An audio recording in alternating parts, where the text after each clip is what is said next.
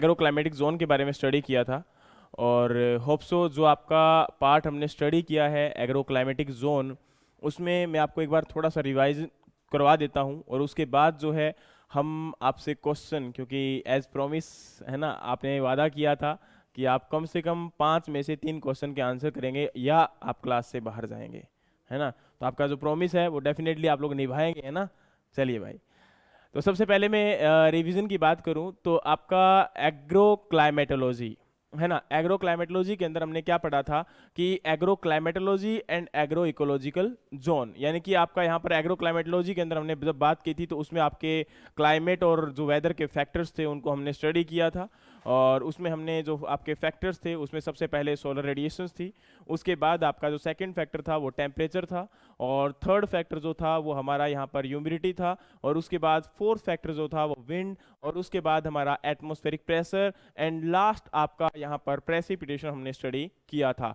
हमने स्टडी किया था कि इनके पॉजिटिव और नेगेटिव इम्पैक्ट क्या है आपकी क्रॉप के ऊपर, और हमने ये भी स्टडी किया था कि आपके जो क्लाइमेटिक फैक्टर्स हैं वो कैसे इफेक्ट करते हैं आपकी क्रॉप को। अगर आपका टेम्परेचर कम होता है या ज़्यादा होता है, सोलर रेडिएशन कम होता है ज़्यादा होता है, उसमें आपका फोटोट्रोपिज्म, फोटोपीरियोडिज्म, फोटोसेंसिटिवनेस, ये हमारी सारी चीज़ें थी जो हमने क्या की थी, डिस्कस की थी। उसके बाद हमारा जो विंड या फिर आपका ह्यूमिडिटी है उसका एट प्रेजेंट की अगर हम बात करें तो उसमें प्रॉपर आपका कितना होना चाहिए, तो ह्यूमिडिटी की बात हम करते हैं तो 40 to 60% ह्यूमिडिटी आपकी एग्रीकल्चर क्रॉप के लिए बेस्ट होती है। और उसी प्रकार से जो अगर हम बात करते हैं विंड की स्पीड, तो वो हमारा 4 से 6 किलोमीटर जो पर आवर की स्पीड होती है वो भी आपकी बेस्ट होती है, ठीक है। तो ये दोनों ही चीज़ें आपके लिए क्या थी, इंपॉर्टेंट थी। और उसके बाद हमारा हमने डिस्कस किया था एटमॉस्फेरिक प्रेशर को। तो प्रेशर के अकॉर्डिंग हमने बोला था कि जो विंड की स्पीड होती है वो कहीं ना कहीं प्रेशर के ऊपर डिफाइंड होती है, यस और नो। क्योंकि जहां से प्रेशर आपका ज्यादा अगर टेक ओवर करेगा तो डेफिनेटली क्या होगा, स्पीड भी आपकी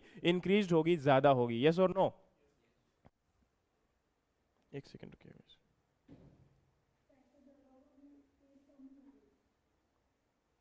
हाँ जी, क्या बोला, प्रेशर ज्यादा होगा तो स्पीड कम होगी।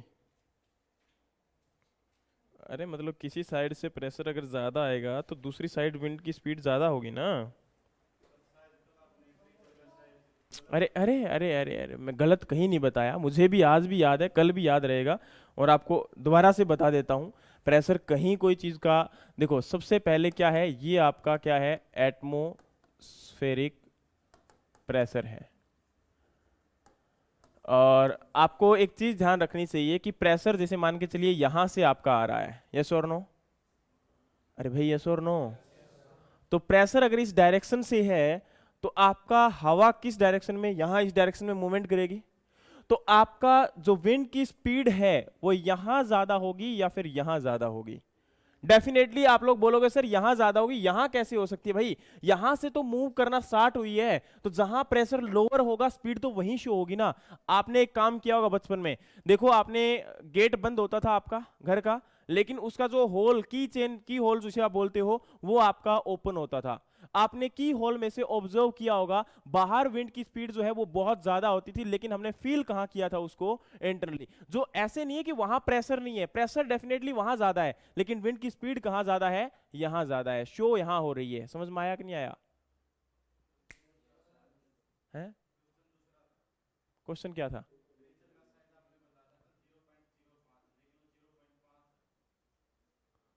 0.05 बता गया मैं, हो सकता है हाँ। डीजल का तो मेरे भाई बिल्कुल 0.5 से लेस होगा, डीजल का 0.05 बता दिया था। हो सकता है मेरे भाई अगर गलत बता दिया हो, बट मुझे नहीं लगता कि बताया होगा, बट 99% यही बताया होगा। अगर नहीं बताया है गलत तो आप प्लीज इसको सही लिख लीजिएगा।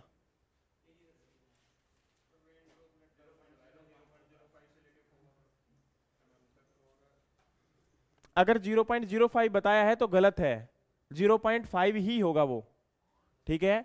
डायमीटर जो आपका रेनफॉल का बताया था कल, मैंने बताया था कि 0.5 से अगर आपका लेस है तो ड्रिजलिंग है, और 0.5 से ऊपर है तो वो आपका रेनफॉल का पार्ट आएगा। अगर ऐसा हुआ है तो डेफिनेटली मैं गलत हूं, उस चीज में अपने आप को सही कर लीजिएगा, उसे राइट डाउन सही कर लीजिएगा, ठीक है। और बताओ बस। चलिए मेरे भाई, तो नेक्स्ट अगर हम बात करें यहाँ पर, तो आपके अगले पार्ट की तरफ डिस्कशन करते हैं। तो उसके बाद हमारा पार्ट हमने डिस्कस किया था agro climatic zone and agro ecological zone. देखो डियर, एग्रो क्लाइमेटिक जोन में हमने पढ़ा था कि आपका मैक्रो क्लाइमेटिक कंडीशन के बेस पे हम क्या करते हैं, उसको डिवाइड किया है। प्लानिंग कमीशन ने सबसे पहले उसको डिवाइड करने का काम किया था, 15 एग्रो क्लाइमेटिक जोन में डिवाइड किया गया है। और उसके बाद आईसीआर ने टोटल आपके 131 एग्रो क्लाइमेटिक जोन में डिवाइड करने का काम किया है। समझ में आ गया? उसके बाद अगर हम बात करते हैं तो एग्रो इकोलॉजिकल जोन हमारा आता है। एग्रो इकोलॉजिकल जोन जो है वो आपके कितने होते हैं टोटल, अगर हम बात करें यहाँ पर, तो आपको पता होना चाहिए according to National Bureau of Soil Survey and Land Use Planning हमारे 20 एग्रो इकोलॉजिकल जोन है। लेकिन आईसीआर के अकॉर्डिंग अगर हम बात करते हैं तो आपके 8 एग्रो इकोलॉजिकल जोन है। ये हमारा कल का पार्ट आपका जो हुआ था। उसके बाद हमने जो मेजर कॉन्स्टेंट, जिसे आप बोलते हो major problem in agriculture in India, वो हमने कंप्लीट क्या किया था, डिस्कस किया था। याद है आपको? यस और नो? ठीक है, तो ये हमारा क्या हुआ डियर, यहां तक आपका जो एग्रो क्लाइमेटिक जोन और एग्रो इकोलॉजिकल जोन समझ में आए होंगे आपको। चलिए, इसके अंदर आपके जो रेनफॉल, प्रेसिपिटेशन, वो हमने काफी कुछ डिस्कस किया था। वेदर फोरकास्टिंग भी आपको बता दिया था। यस और नो? यस और नो? वेदर फोरकास्टिंग नहीं बताई? झूठ तो नहीं बोल रहे हो? लिख लो भाई अगर नहीं बताई है तो। देखो, वेदर फोरकास्टिंग जो है, वेदर फोरकास्टिंग का मतलब क्या होता है? फोरकास्ट करना। फोरकास्ट का मतलब क्या होता है? फ्यूचर के बारे में आपका, ठीक है, थोड़ा सा पहले एक आइडिया लगाना, जिसे हम क्या बोलते हैं, फोरकास्ट। समझ में आ गया? तो फोरकास्टिंग में हमने किसकी फोरकास्टिंग करनी है? वेदर की फोरकास्टिंग करनी है। तो क्या क्लाइमेट की फोरकास्टिंग की जा सकती है? नो। फोरकास्टिंग किसकी की जा सकती है? वेदर की। बिकॉज वेदर ही है जो हमारा रेगुलरली क्या होता रहता है, चेंज होता रहता है। क्लाइमेट एक पर्टिकुलर एरिया के लिए क्या रहता है, अप्रोक्सीमेटली सेम रहता है। ठीक है, चलिए, तो इसी के अंदर अगर हम बात करें, अभी मैसेज आए हैं, प्लीज एक बार इसको सुन लीजिए, मैं आ रहा हूं आपकी बात के ऊपर। मुझे नहीं पता अभी, एक सेकेंड।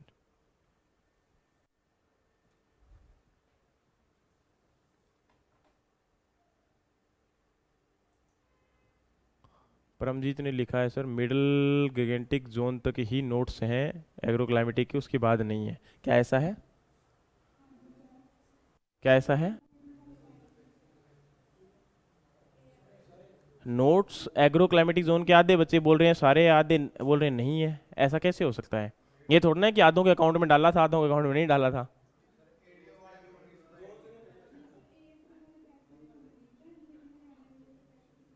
अच्छा, ऐसा हुआ है क्या? चलिए सॉरी फिर, अगर ऐसा हो चुका है तो डेफिनेटली उसको यार आपस में डिस्कशन मत किया करो, है ना। एक अगर रेगुलरली आपका प्लीज, क्योंकि उससे ना तो आपका फायदा होने वाला, ना किसी और का फायदा होने वाला। आपने अगर दलिया दलना था तो आप घर पे थे पहले, और जो आपके साथ वाला है उससे ज्यादा ही बातें करनी है तो ले जाना रात को और बैठ कर डिस्कशन कर लेना, कोई इशू नहीं है। यहाँ आप 2 घंटे के लिए, 2 घंटे तो है ही नहीं, 1 घंटे में तो हाय तौबा करने लग जाओगे। और आज तो हो सकता है आपकी से पहले मैं आपको छोड़ दूं, क्योंकि रीजन क्या है, लाइट नहीं है। और हाँ भाई, ऑनलाइन वालों ध्यान से सुनना, अगर चलते चलते बाय चांस बिल्कुल ब्रेकडाउन हो जाए और एकदम से लगे कि हाँ चला जा चुका है, तो फिर बंद कर देना और चले जाना। क्योंकि रीजन ये है कि आपका लाइट यहाँ पे नहीं है, इन्वर्टर पे चल रहा है और काफी टाइम हो चुका है, तो जिसकी वजह से लाइट जा सकती है। ठीक है, तो प्लीज उस चीज को ध्यान रखना। अगर चली जाती है लाइट या फिर कुछ और, तो उस केस में ध्यान रखना कि कंप्लीट आपका बंद हो जाएगा। ठीक है, चलिए, तो मैंने क्या बोला आपका यहाँ पर, वेदर फोरकास्टिंग। फोरकास्टिंग का मतलब क्या है कि पहले उसका एक आइडेंटिफिकेशन करना कि हाँ इतना आपका वेदर रहने वाला है, टेम्परेचर ये रहने वाला है, सनलाइट ये है आपका, यहाँ पर विंड की स्पीड ये रह सकती है, तूफान आ सकता है, फ्लडिंग आ सकती है। तो ऐसा कुछ भी जो डिस्कशन हो रहा है वो सारा का सारा किस में आता है, वेदर फोरकास्टिंग। जिसके अंदर आपने देखा होगा आपकी यूनिवर्सिटीज आपको लगातार कंटिन्यू मैसेज करती रहती है कि आने वाले 2 दिन के अंदर बारिश आने की संभावना है। किसान अपनी जो संभावित आपकी सिंचाई है उसको रोक दें, है ना, आपकी इरिगेशन को रोक दें, है ना। ऐसा क्यों करती है आपकी गवर्नमेंट? ताकि आपको एक पर्टिकुलर क्रॉप के अंदर अगर आप इरिगेशन करने जा रहे हैं तो आपका आइडिया हो जाए कि हाँ इरिगेशन अभी नहीं करना है, हम 2 दिन रुक जाएंगे तो डेफिनेटली आपकी बारिश आ जाएगी और ऑटोमेटिक आपका जो रेनफॉल है वो आपका इरिगेशन की जो डिमांड है वो कंप्लीट हो जाएगी, जो सप्लाई आपकी है वो कंप्लीट वहां से कहां से हो जाएगी, रेनफॉल से हो जाएगी। ठीक है, तो ऐसी बहुत सारी चीजें हैं उनको हम स्टडी करेंगे, लेकिन अभी हम जानते हैं क्या जो आपका वेदर फोरकास्टिंग है, this is of 3 kinds, that is the short range weather forecasting. ठीक है, तो इसमें आपका क्या आएगा, शॉर्ट रेंज वेदर फोरकास्टिंग। तो इसमें हमारा क्या आएगा, ये होता है अप टू 3 डेज। ठीक है, और आपका वेदर फोरकास्टिंग जैसे अगर आप मोबाइल में आपने देखा होगा, आपको पता होगा कि आज 2:10 पे टेम्परेचर इतना है, 2:15 पर इतना है, 3 बजे इतना होगा, 4 बजे इतना होगा, और आपका 5 बजे बारिश आने की संभावना है। इसे हम क्या बोलते हैं, आपका वेदर फोरकास्टिंग। ठीक है, तो वेदर फोरकास्टिंग जो है अप टू 3 डेज है, लेकिन कई बार क्वेश्चन आता है कि इसको एक्सटेंड कितने टाइम तक किया जा सकता है। तो याद रखना, इसको एक्सटेंड करने का जो काम है वो 5 डेज तक कर सकते हैं। कितने डेज तक कर सकते हैं, 5 डेज तक कर सकते हैं। समझ में आया कि नहीं आया, यस और नो? चलिए अब हमारा यहां पर जो है अगला पार्ट आपका डिस्कस करते हैं, what is that, short range. दूसरा हमारा क्या हो जाएगा, आपका मीडियम रेंज। देखो डियर, मीडियम रेंज में क्या रहेगा आपका यहां पर जो है इसके अंदर याद रखना ये 3 से लेके 10 दिन तक का रहता है। कितने दिन का रहता है, 3 से लेके 10 दिन तक का। और नेक्स्ट हमारा थर्ड जो आता है वो लॉन्ग रेंज वेदर फोरकास्टिंग होता है, लॉन्ग रेंज वेदर फोरकास्टिंग, और ये होता है अप टू 1 मंथ।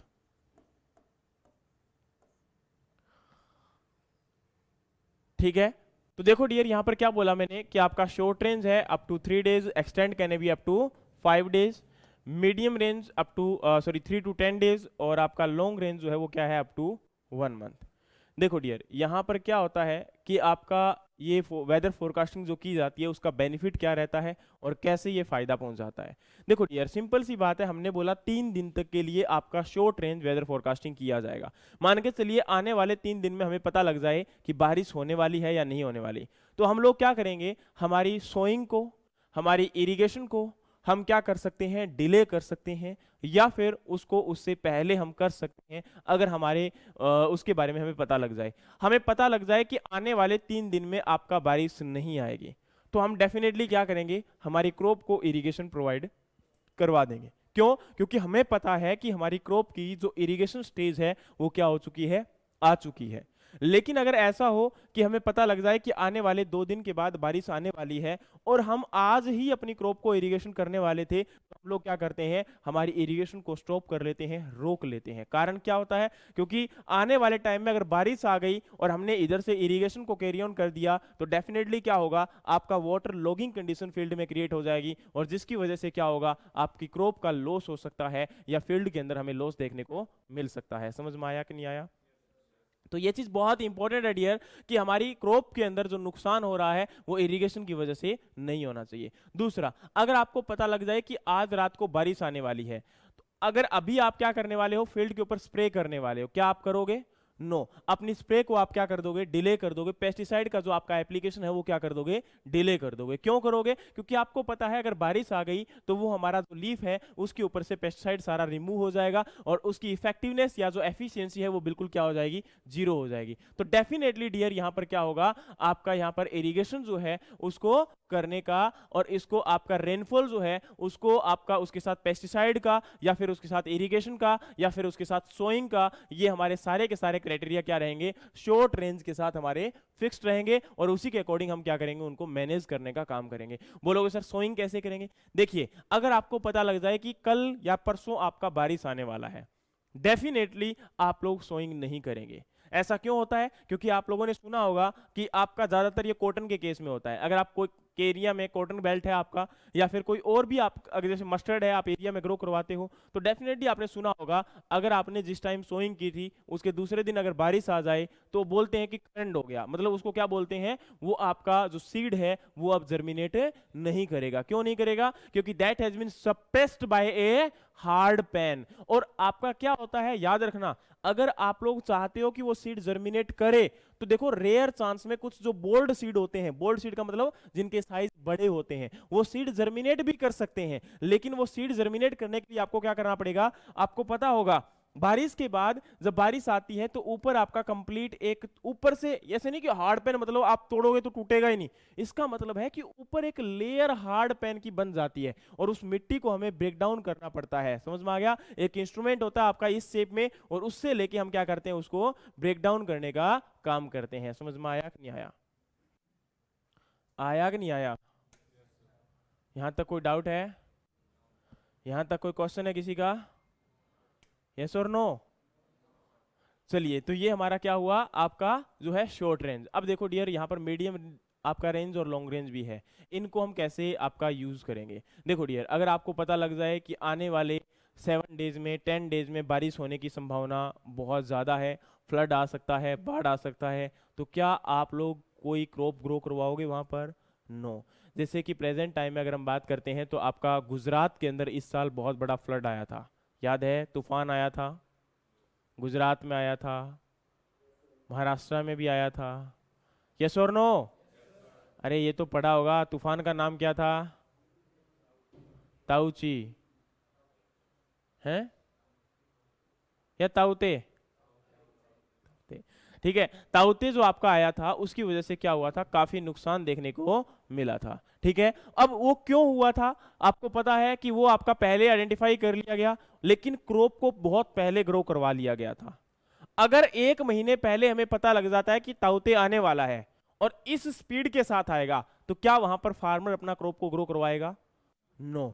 वो उसका जो सीड आपका यहाँ पर जो है आपका एप्लीकेबल करने वाला है, या फिर आपका सीड के साथ कोई और भी आपका यहाँ पर इनपुट अप्लाई करने वाला है, तो वो आपका कॉस्ट एक्स्ट्रा आएगा और वो उस कॉस्ट को क्या कर सकता है, डिले कर सकता है, साइड में कर सकता है। ठीक है, या फिर हमें पता लग जाए कि आने वाले टाइम में बारिश बहुत कम होने वाली है, तो जिस एरिया में आपका ट्रेडिशनल एरिया नहीं है, किसके लिए? आपकी राइस के लिए, क्या हम उस एरिया में कभी राइस को ग्रो करवाएंगे? नो। क्यों? क्योंकि रीजन क्या होगा, उस एरिया में अगर बारिश की वजह से रेनफॉल कहीं ना कहीं जब आता है तो डेफिनेटली हमारी इरिगेशन की डिमांड को पूरा कर देता है। अगर बारिश नहीं आएगी तो इरिगेशन की डिमांड आपकी पूरी नहीं हो पाएगी। इसीलिए डियर वंस याद रखना कि हमारा जो सोइंग टाइम है, क्रॉप कौन सी ग्रो करवाना है, क्रॉप का सीजन के अंदर कौन सी क्रॉप को हमें पर्टिकुलरली इंटरक्रॉपिंग की फॉर्म में लेना है, कौन सा हमारा जो फार्मिंग का सिस्टम है हमें अडॉप्ट करना है, ये सारी चीजें कहीं ना कहीं क्लाइमेट, वेदर फोरकास्टिंग, इन चीजों के ऊपर क्या रहती है, डिपेंडेंट रहती है। और इसी को हम क्या करते हैं, फॉलो करते हैं, आपका शॉर्ट रेंज, मीडियम रेंज और आपका लॉन्ग रेंज को। समझ में आ गया कि नहीं आ गया? यहां तक कोई डाउट है? चलिए, अब देखो ये हो गया आपका वेदर फोरकास्टिंग हो गया, अब तो खुश हो? चलिए फिर अब बता देना क्वेश्चन। बाकी एग्रोक्लाइमेटिक जोन कंप्लीट है? यस और नो? पूछ लो क्वेश्चन आपका, देख लो अभी भी। हाँ जी,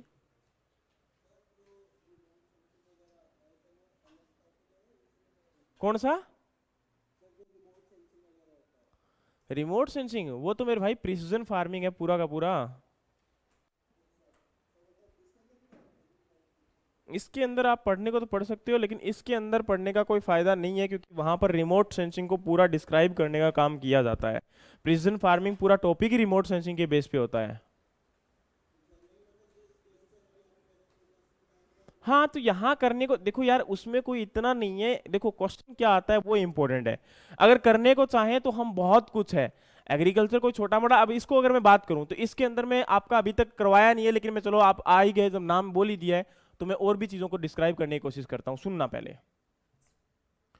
देखो सबसे पहले यहां पर मैंने एक आपका छोड़ दिया है साउदर्न डिस्टर्बेंस को।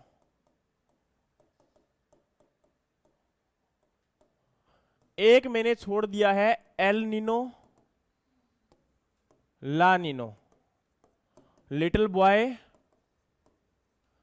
Little girl.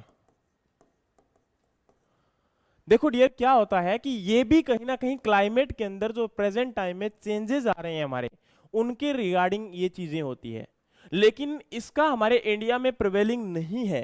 ये ज्यादातर ऑस्ट्रेलिया के अंदर इसका बहुत ज्यादा इफेक्ट है, खासकर इसका एल नीनो का। ठीक है, ये क्या होता है कि लगातार कंटिन्यू आपका टेम्परेचर जो रेज हो रहा है उसकी वजह से जो आपके समुद्र यानी कि जो सी एरियाज होते हैं उनमें फ्लडिंग के चांसेस आपके बार बार इंक्रीज रहते हैं। ठीक है, उसके बाद आपका जो हवाएं बहती हैं, है ना, आपकी हवाएं किस साइड से आ रही है, शी शोर एंड लैंड शोर, सुना है किनका नाम? अरे यस और नो? जो समुद्र की साइड से आती है उसे, और जो लैंड की साइड से आती है उसे। कोई दिक्कत है उसमें याद करने में? ठीक है, उसके बाद वेस्टर्न डिस्टर्बेंस क्या है? ये हमारा वो डिस्टर्बेंस है जो प्रेजेंटली या करंटली आपको पता होगा जो विंटर सीजन होता है, हम सब लोग जानते हैं कि एक्चुअल में जो हमारा नॉर्थ ईस्ट मानसून है वो कब आता है? अक्टूबर में आता है, यस और नो? अक्टूबर नवंबर उस समय प्रिवेल करता है। लेकिन आप लोगों ने देखा होगा प्रेजेंट टाइम में हरियाणा, पंजाब, गुजरात, इन एरियाज में खासकर आपका जो जनवरी फरवरी का, खासकर फरवरी का जो टाइम होता है उस समय बारिश बहुत ज्यादा आती है, जिसे आप अनसीजनल बारिश बोलते हो, रेनफॉल बोलते हो। बोलते हो नहीं बोलते हो अनसीजनल रेनफॉल? वो हमारा जो होता है वो वेस्टर्न डिस्टर्बेंस है। वो क्यों होता है? क्योंकि जो मेडिटेरियन सी है वहां पर प्रेशर ज्यादा बढ़ जाता है। ग्लोबल वार्मिंग की वजह से क्या होता है, प्रेशर आपका देखो डेफिनेटली क्या है, ग्लोबल वार्मिंग होगा तो क्या होगा, आपका एयर जो है वो ऊपर उठेगी, और जितनी वो ऊपर उठेगी ऊपर जाकर प्रेशर आपका, क्योंकि जब कंडेंस हो जाएगी तो प्रेशर क्या होगा, इंक्रीज होगा। और जब प्रेशर इंक्रीज होगा, कहीं भी मान के चलिए आप गुब्बारे में हवा भरते हो, तो गुब्बारे में हवा अगर भरते रहोगे लगातार कंटिन्यू, तो फिर क्या होगा, एट लास्ट गुब्बारा फटेगा कि नहीं फटेगा? डेफिनेटली वो फट जाएगा, तो वो कहीं ना कहीं से तो गैस निकलेगी कि नहीं निकलेगी आपकी। उसी प्रकार से वेस्टर्न डिस्टर्बेंस में भी क्या होता है, लगातार कंटिन्यू आपका जो एटमॉस्फेरिक प्रेशर है वो इंक्रीज होने की वजह से वहां से आपकी हवाएं चलना स्टार्ट हो जाती हैं, और वो अपने साथ रेनफॉल यानी कि क्लाउड्स को लेके आती हैं, और वो बारिश कहीं ना कहीं अफगानिस्तान से होते हुए गुजरात में एंटर करते हुए पंजाब, हरियाणा जो नॉर्दर्न स्टेट है इनके अंदर अनसीजनल बारिश आपकी कैरी करती है, और जिसकी वजह से लगातार कंटिन्यू हमारे हरियाणा और पंजाब में नुकसान ज्यादा देखने को मिल रहा है, और इसका फायदा भी देखने को मिलता है जब हमारी रेनफॉल कहीं ना कहीं हमारे इरिगेशन की डिमांड को पूरा करता है। अगर अनसीजनल बारिश तब आए जब हमें रिक्वायरमेंट थी, हमें अर्जेंट था, इरिगेशन की रिक्वायरमेंट थी, लेकिन जब हमें इरिगेशन की रिक्वायरमेंट नहीं है, खासकर आपका जब क्रॉप आपकी अप्रोक्सीमेटली हार्वेस्टिंग के नियर अबाउट होती है, उस समय अगर बारिश आ जाएगी तो वो हमारा क्या करेगा, नुकसान हो जाएगा। उसको हम लोग क्या बोल देंगे, वेस्टर्न डिस्टर्बेंस। लेकिन प्रेजेंट टाइम में क्या है कि इनका रोल बहुत ज्यादा डिस्प्लेड नहीं है अभी तक, है ना। इनके रिलेटेड में क्या है कि अब देखो, अगर मैं बात करता हूं रिमोट सेंसिंग, रिमोट सेंसिंग का मतलब क्या होता है कि कहीं दूर बैठकर किसी भी चीज को आइडिया करना। जैसे मान के चलिए आपके पास एक टीवी का रिमोट होता है, अब रिमोट होगा तो आप क्या करते हो, दूर से ही आप किसी भी चीज को, टीवी को, फ्रिज को, या फिर आपका इन्वर्टर या फिर आपका एसी, इनको आप क्या करते हो, रन करते हो, यस और नो। इनके अंदर टेम्परेचर को आप कम ज्यादा कर सकते हो, एसी में आपका टीवी का चैनल चेंज कर सकते हो आप दूर बैठकर, है ना। उसी प्रकार से रिमोट सेंसिंग में क्या होता है, रिमोट का मतलब होता है दूर, और सेंसिंग का मतलब होता है किसी चीज को सेंस करना, है ना। तो इसमें सेंसिंग का मतलब क्या होता है, कई बार हम लोग क्या बोलते हैं कि आप लोगों ने देखा होगा फौजी जो है बोलते हैं कि 2 किलोमीटर दूर से रडार से ये फलाना फलाना पकड़ा गया, सुना है कि नहीं सुना?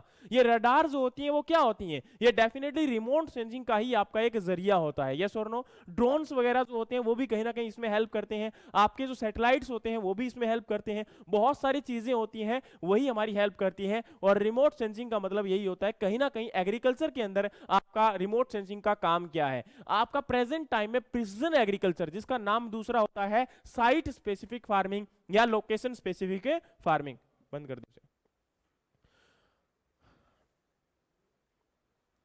साइट स्पेसिफिक फार्मिंग या फिर लोकेशन स्पेसिफिक फार्मिंग। क्यों? क्योंकि इसके अंदर क्या होता है कि पर्टिकुलर एक लोकेशन के ऊपर, हमारी पर्टिकुलर एक लोकेशन होती है, उसके ऊपर जो फार्मिंग करते हैं। कैसे करते हैं, देखो यहां पर अगर हम बात करें नॉर्मल आपकी कंडीशन के अंदर, तो आप लोगों ने देखा होगा प्रेजेंटली अगर हम हमारे एरिया की बात करें या किसी भी एरिया की बात करें जो आपका नॉर्मल फार्मर क्रॉप को ग्रो करवाता है, अब क्या करता है नॉर्मल फार्मर कि क्रॉप को ग्रो करवा देता है, उसके अंदर जो आपका पेस्टिसाइड की रिक्वायरमेंट है, फर्टिलाइजर की रिक्वायरमेंट है, उसको अंदाजे के अकॉर्डिंग कभी भी वो एग्जैक्ट डोज को अप्लाई नहीं करता है। कभी करता है क्या? दूसरा, प्रेजेंट टाइम में गवर्नमेंट ने एक स्कीम निकाली हुई है सोयल हेल्थ कार्ड, सुना है क्या इसके बारे में? क्या होता है इसमें कि मिट्टी की जांच करके हमें पैरामीटर हमारे हाथ में दे दिए जाते हैं कि ये आपकी सोइल के अंदर इतने न्यूट्रिएंट अवेलेबल हैं, है ना। इसके अंदर टोटल 12 पैरामीटर की आप लोग जांच करते हो, है ना, जिसके अंदर 4 आपके मैक्रो न्यूट्रिएंट्स होते हैं, नाइट्रोजन, फास्फोरस, पोटास और आपका यहाँ पर है सल्फर। इसी के साथ अगर हम बात करें तो इसमें 5 आपके माइक्रो न्यूट्रिएंट होते हैं, zinc, iron, copper, manganese and boron. और इसी के साथ आपके 3 फिजिकल पैरामीटर होते हैं, पीएच, ईसी एंड आपका ऑर्गेनिक कार्बन। ये हमारे टोटल 12 पैरामीटर है जिनकी हम क्या करते हैं, जांच करते हैं। लेकिन ये 12 पैरामीटर जब आपकी जांच की जाती है तो हमारी सोइल के अंदर जो आपका हेल्थ कार्ड आता है, तो पहली बात है कि गवर्नमेंट जो आपका कर रही है वो 6 महीने के बाद लेके आ रही है। कितने महीने के बाद? 6 महीने के बाद हमारे हाथ में दे रही है। मान के चलिए आपने आज क्रॉप को ग्रो करवाना था और आज आपका सैंपल लिया गया, तो विद इन एटलीस्ट आपका 7 डेज 10 डेज में आना चाहिए ना, जिससे क्या होगा कि आप उस क्रॉप में जो फर्टिलाइजर अप्लाई करवाओगे तो उसके अकॉर्डिंग अप्लाई करवा सको। लेकिन वो क्रॉप आपका जो है 6 महीने के बाद आती है। 6 महीने के अंदर ऑलरेडी आपने जो उसके अंदर रेजिड्यू वगैरह मिक्स किया, कुछ और मिक्स किया, तो उसकी वजह से उसका पीएच और बाकी चीजें चेंज हुई कि नहीं हुई? डेफिनेटली चेंज हो सकता है, न्यूट्रिएंट स्टेटस चेंज हो सकता है। या फिर आपका अगर आप मैन्योर वगैरह अप्लाई कर रहे हो तो उसकी वजह से भी न्यूट्रिएंट स्टेटस चेंज हो चुका है। अब आप पहले के अकॉर्डिंग क्या कर रहे हो, उसमें अप्लाई करवा रहे हो, है ना। लेकिन यहां पर आपका सोइल हेल्थ कार्ड जब आएगा तो भी कितने साल के बाद आएगा? 2 साल के बाद आएगा। ऑलरेडी 2 साल के बाद तो वो नाम लेते हैं, लेकिन एक्चुअल में 4 साल के बाद भी नहीं होता। तो ये प्रेजेंट टाइम में सिनेरियो है हमारे इंडियन एग्रीकल्चर का। दूसरी बात, वो लोग जब सैंपलिंग करते हैं तो उसके लिए आपको पता होगा जो हमारा इरिगेटेड एरिया होता है उसके लिए आपका 2.5 हेक्टेयर से सैंपल लेंगे, मतलब 2.5 हेक्टेयर से एक सैंपल लिया जाएगा। इसका मतलब है कि अप्रोक्सीमेटली 5 और 7, 7.5, 7 एंड 7.5 एकड़ से आपका एक सैंपल लिया जाएगा। लेकिन अगर वहीं ड्राईलैंड एरिया है तो वहां पर अप्रोक्सीमेटली आपका 10 हेक्टेयर से आपका सैंपल लिया जाएगा। मतलब कहने का क्या है कि यहां पर आपका 25 एकड़ से सैंपल लिया जा रहा है, वो भी एक सैंपल। एक बात बताइए कि हमारी सोइल के अंदर जो आपका न्यूट्रिएंट स्टेटस है वो अप्रोक्सीमेटली चेंज हो जाता है आपका 1 मीटर, 2 मीटर या 5 मीटर के बाद भी, यस और नो? तो डेफिनेटली इन्होंने हमारी सोइल का प्रॉपर न्यूट्रिएंट स्टेटस चेक नहीं किया है, यस और नो? तो अब हम लोग क्या लेके आए हैं, इसीलिए आपका प्रिसिजन फार्मिंग के अंदर एक टेक्नोलॉजी को लेके आए हैं, that is the VRT, variable rate technology. ये क्या करती है, ये हमारी सोइल के अंदर पर्टिकुलरली जो न्यूट्रिएंट स्टेटस है एक जगह का, उसको चेक करके हमें बताएगी कि हाँ इस एरिया में इतना, इस एरिया में इतना, इस एरिया में इतना। ये क्या करता है, ये हमारे फील्ड को ही प्रॉपर्ली क्या कर देगा, आपका छोटे छोटे साइट्स में कन्वर्ट कर देगा। और उस साइट के अंदर कितने न्यूट्रिएंट रिक्वायर्ड है, कितना उसमें पेस्टिसाइड अप्लाई करना है, कितना उसके अंदर आपका पर्टिकुलर प्लांट को आप ग्रो करवा सकते हो, ये सारा जो कंडीशंस है वो इसी के अकॉर्डिंग रहेंगी। और यही हमारा जो चेक किया जाता है, यही हमारा इसी के अकॉर्डिंग जो प्रोवाइड करवाया जाता है, वो वीआरटी से पॉसिबल हो सकता है। किसकी वजह से? वेरिएबल रेट टेक्नोलॉजी की वजह से। तो इस बात को ध्यान से सुनिएगा, बहुत इंपॉर्टेंट है, आने वाले एग्जाम्स में इंपॉर्टेंट भी है, लेकिन प्रिसिजन फार्मिंग में पढ़ेंगे, है ना। कुछ चीजें हैं जो डेफिनेटली एक दूसरे टॉपिक के साथ कोरिलेट करती हैं, लेकिन इनको मैं पढ़ा सकता हूं, not a big deal. Regularly आपका ये नहीं कि इसको, लेकिन एक चीज बताओ कि एक दिन में सारी एग्रीकल्चर पढ़ लेंगे क्या? कितना ब्रॉड का है हमारा यार। अभी अगर हम बात करें तो आपका एग्रो क्लाइमेटिक जोन, आप लोगों की वजह से आप लोगों को लगता है कि पूरा हो गया। मैंने कल बोला भी था एक वर्ड आपसे कि एग्रो क्लाइमेटिक जोन हरियाणा के हमने पढ़ने हैं, हरियाणा के अकॉर्डिंग। आप लोगों ने आज बोला भी नहीं, लेकिन मैं आपसे बोल रहा हूं कि हरियाणा के अकॉर्डिंग हमने पढ़ने थे, तीनों जोन के स्टेट हमें मिल गए, लेकिन उस पर्टिकुलर स्टेट की हमें एग्जैक्ट इंफॉर्मेशन आज भी हमारे पास नहीं है। तो इसके लिए वो आपको आज नहीं करवाए जा रहे हैं, डेफिनेटली करवाया जाएगा। आप लिख के रख सकते हो, जिस दिन आप यहां से जाओगे आपको करवा के ही भेजूंगा। लेकिन प्रेजेंट टाइम में क्या है कि वो आपको इसलिए नहीं, क्योंकि उसकी डिटेल नहीं मिल पा रही है ढंग से, क्योंकि एचयू वालों ने कहीं भी कुछ नहीं दिया हुआ, ठीक है ना। उनकी बुक ढंग से है ना उनकी किताब ढंग से है। कोई मतलब इस चीज के अंदर बुरा मत मानना, एचयू वाले होंगे तो डेफिनेटली मान जाएंगे, क्योंकि उनके दिल पे बड़ी बुरी बीतती है इस बात को लेकर, ठीक है। लेकिन रियलिटी है यहां पर क्या होता है, वो प्रेजेंट टाइम में कोई भी डेटा आपका ना तो वेबसाइट में रिलीज करते हैं, हिंदी में ही कर दें, अंग्रेजी तो बाद की बात है, ना हिंदी में करते हैं ना अंग्रेजी में करते हैं। कुछ भी डेटा को ना उन्होंने शो ऑफ किया है, ना उनकी किताबों में है, पता नहीं कहां रखते हैं, समझ में नहीं आ रहा। कौन सी रिसर्च करके लेबोरेटरी में घुसा के रखेंगे क्या, है ना। तो वो ये फंडा है। तो अभी तक प्रेजेंट टाइम में आपका बता नहीं सकते हैं। हाँ ये है कि 2-3 जगह पे दिया हुआ है रिसर्च गेट के वगैरह के अंदर, लेकिन ऑथेंटिक है नहीं ऑथेंटिक है एक बार देखना पड़ेगा। तो उसके लिए मैं आपसे टाइम लूंगा, लेकिन डेफिनेटली वो आपका 15-20 मिनट का टॉपिक है, वो आपको करवा दिया जाएगा जैसे ही हम यहाँ से आपका ओवर करेंगे, ठीक है। लेकिन उससे पहले हमारा अगला जो टॉपिक स्टार्ट होता है that is the farming system, ठीक है। मैं मानता हूं आपके अकाउंट में नहीं ऐड होगा, लेकिन यहां से जाते ही तुरंत आपका ऐड करूंगा। कल आपसे वापस वही क्वेश्चन वही चीजें और यहां तक जहां तक करवाया अभी तक, और हो सकता है आगे आने वाला टॉपिक भी ऐड हो जाए। तो क्वेश्चन वही 5, क्राइटेरिया वही 3 का और वही आपका 2 का। समझ में आ गया? कितने गलत होने थे? 3। अगर 3 गलत हुए तो बाहर, ठीक है, और 2 गलत हुए तो कोई दिक्कत नहीं है, ठीक है। लेकिन 3 गलत 2 सही बाहर, 3 सही 2 गलत अंदर, या उससे कम गलत हुए तो कोई दिक्कत नहीं है, लेकिन 3 गलत हुए तो जाना पड़ेगा, वरना 5,000 रुपये अकाउंट में। चलिए, तो अगला टॉपिक आपका डिस्कस करते हैं। उसमें क्या है आपका, सबसे पहले अगर हम बात करें तो देखो फार्मिंग सिस्टम, आपने वर्ड सुना है क्या? अरे फार्मिंग सिस्टम वर्ड सुना है कि नहीं सुना? क्या होता है फार्मिंग सिस्टम?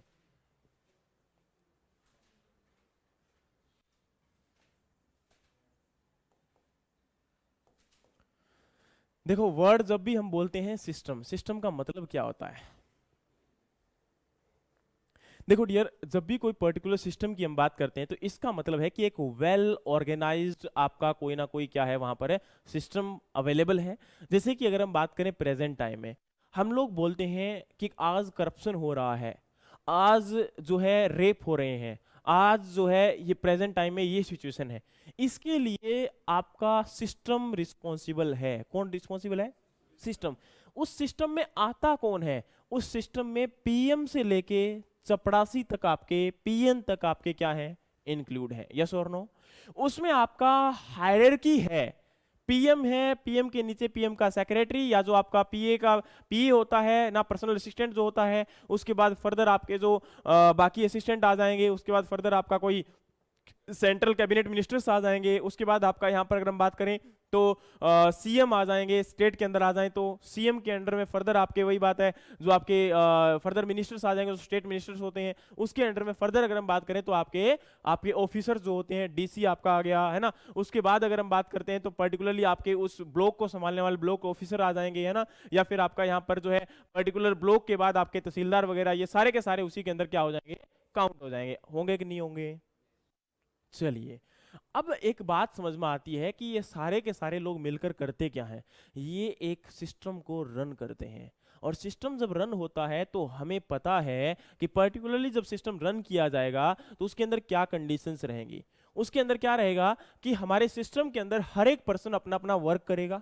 हो सकता है कोई गलत करे, कोई सही करे, वो बाद की बात है, लेकिन सिस्टम का मतलब क्या होता है कि हर एक पर्सन को अपना अपना काम करना है। यस और नो?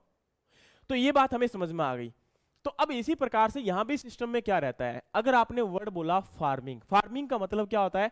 आप लोगों ने देखा होगा फलाना फार्म हाउस, है ना, डिल्लो फार्म हाउस, है ना, मेहता फार्म हाउस, ठीक है, होते हैं कि नहीं होते? Ambani farm house, Adani farm house. अब फार्म हाउस है तो इसका मतलब क्या है? यहां पर फार्म की सारी एक्टिविटीज को परफॉर्म किया जा सकता है। जब फार्म हाउस जो वर्ड बोल दिया गया, इसका मतलब है कि फार्म की सारी एक्टिविटीज, और फार्म की सारी एक्टिविटीज क्या है? देखो, क्रॉप प्रोडक्शन, दूसरा क्या है? डेयरी फार्मिंग, या फिर आप क्या बोल सकते हो, लाइव स्टॉक प्रोडक्शन। यस और नो? है ना, यही तो बोलते हो, live stock production management. Yes और नो? एलपीएम। राजस्थान से है क्या कोई? राजस्थान से कौन है? छाबड़ा जी। हाँ, ये बोलते होते हैं, इनको जब भी पूछ लो कि सर एलपीएम नहीं करवाया अभी तक, मैं कई बार कंफ्यूज होता हूँ, ये होती क्या चीज है, पहले तो भला क्या है? ठीक है, मैं क्या नया सब्जेक्ट लेके आए हैं भाई, ये कब होता है? मैंने कहा कब ऐड हो गया? अरे सर एनिमल हस्बेंड्री। तो भाई यही बोल दो कि एनिमल हस्बेंड्री नहीं करवाई, डेयरी नहीं करवाई, है ना, चीज वही है। तो डेफिनेटली ये आपका क्या है? एलपीएम, है ना, लाइव स्टॉक प्रोडक्शन। इसके बाद अगर हम बात करें तो आपका क्या होगा यहाँ पर, जो है जैसे आपके एपीकल्चर है, आपका यहाँ पर लैक कल्चर है, सेरीकल्चर है, आपका मशरूम कल्टीवेशन है ना, ये सारा का सारा। स्टॉक फार्मिंग में कोई भी आपका आ सकता है, शीप फार्मिंग, पिग फार्मिंग, है ना, या फिर पोल्ट्री फार्मिंग, ये सारे के सारे इसके अंदर क्या हो जाएंगे, आपके एडअप हो सकते हैं। इनमें से कोई भी एंटरप्राइजेस आपकी रन करना, और उसको आप क्या बोलते हो, कहीं ना कहीं फार्मिंग सिस्टम का ही पार्ट करते हो। लेकिन वो फार्मिंग सिस्टम कैसे रन किया जा रहा है, उसके अंदर क्रॉप प्रोडक्शन किया जा रहा है, तो वो कैसे किया जा रहा है? अगर पर्टिकुलरली क्रॉप प्रोडक्शन के साथ कोई और आपका वहां पर एंटिटी इंक्लूड की जा रही है, तो वो कैसे की जा रही है? उसको रन कौन कर रहा है, उसको ऑर्गेनाइजेशन वहां पे कौन रन कर रही है, उसके बिहाफ पर फार्मर उसके अंदर कैसे इन्वॉल्व है, उसके बिहाफ पर हम क्या कर देते हैं, फार्मिंग सिस्टम को भी फर्दर डिवाइड कर देते हैं। देखते हैं कैसे। तो फार्मिंग सिस्टम एक्चुअल में आपके 12 फार्मिंग सिस्टम में डिवाइड किया गया है। कितने में? 12। आपके फार्मिंग सिस्टम कितने टोटल? 12 हैं। कितने हैं? 12 हैं। देखो, कोई भी हम अब आप लोगों के मन में क्वेश्चन भी होंगे, जहन में बार बार उठते भी होंगे, यार ये तो करवाया जा रहा है लेकिन क्रॉप तो स्टार्ट नहीं हुई। क्या क्रॉप के बारे में अभी हमने वर्ड बोला कुछ भी? हमने जस्ट पहले एक आइडिया, क्योंकि जब भी हम बात करते हैं आपकी क्रॉप के बारे में, है ना, तो क्रॉप तो आता है बाद में, पहले उस सिस्टम को समझना बहुत जरूरी है जिसके अंदर हम ग्रो करवाने जा रहे हैं। अभी पहले farming system, cropping pattern, cropping scheme, उसके बाद क्रॉपिंग टर्मिनोलॉजी, और उसके बाद हमारा पार्ट आता है आपका नहीं सीड, प्लांट हार्मोन, उसके बाद हमारा रहता है इरिगेशन, उसके बाद हमारा रहता है टिलेज, उसके बाद हमारा रहता है यहाँ पर आपका जो है वीड, और उसके बाद हमारे क्रॉप के बारे में हम डिस्कशन करते हैं। Dry farming, sustainable agriculture, subsistence agriculture, याद है आपको नाम? लिस्ट थी एक छोटी सी, है ना, तो वो सारा का सारा ठीक है। चलिए, अब 12 मेजर फार्मिंग टाइप की अगर हम बात करें तो इसमें क्या क्या रहेगा और कैसे कैसे रहेगा। तो सबसे पहले आपके यहाँ पर दो जो एक साथ मिलते जुलते हैं,